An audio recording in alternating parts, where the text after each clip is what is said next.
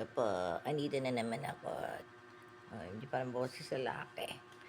Ano ha, parental. Andito na naman ako may YouTube channel. Continuation lang ng mga boss ko sa Dubai. Sana ho kayong lahat.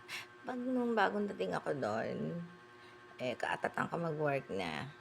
Husband visa ako doon. Doon ako nagsasakis island. Na overstay na ako. So, doon back Dubai, doon na pinrasis yung husband visa ko. And then, excited ako mag-DH. One day lang ako tanggal. Nung amo kong nation. Parang Amerikana siya. Hindi ko alam na lahi kasi. Sinermonan ko, nade-depress. Sabi ko, madam, don't act like that because if you continue that, you brought up to mental hospital, maybe rin mamamatay na sa nanay. Jujuju, sabi ko, ganun. Tinanggal ako, ayaw niya ako. Para daw akong ninermon. And then, yun lang, part-time waitress din ako sa IKEA before sa Mark Spencer.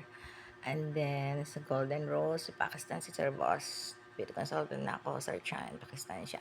At then, sa pinakahuli kong work sa Madinat Mall, Burj Al Arab, Dubai, ang pinaka-landmark siya kung airplane by plane. Ano ng Madinat Mall, Cotton Club. Almira, kumusta ka na? Yung reliever ko doon, yung amo ko, hindi ko na-meet. May na kami sakit, my own pangit. Press pa more my own. And then, sabi mga boss ko doon, saan pa ba ako? Sa Grand Flora Salon, the prestigious class salon ng mga Arabian, Pamor, mga nakaabaya sila, mga DH Filipino, more mga yaya, whatever, Pamor, doon sa, pag walang customer, chika-chika doon mga Pilipina. Namatay mga amo nila, doon na naliligo, nagpapa-wash-wash pa more, parental. Bait naman sila. Customer, may shop kami doon eh.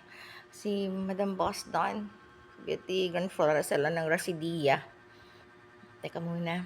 Kasi medyo na ano ko yung formality kasi Dubai na itong kinakausap ko. Si Madam Almira o si Madam Sosi. Kung Indian siya, kawig siya nung Ate Eldes. Nasa mga video cam ko lahat to. Salam si Plaza, kumusta na kayo dyan, mga friend?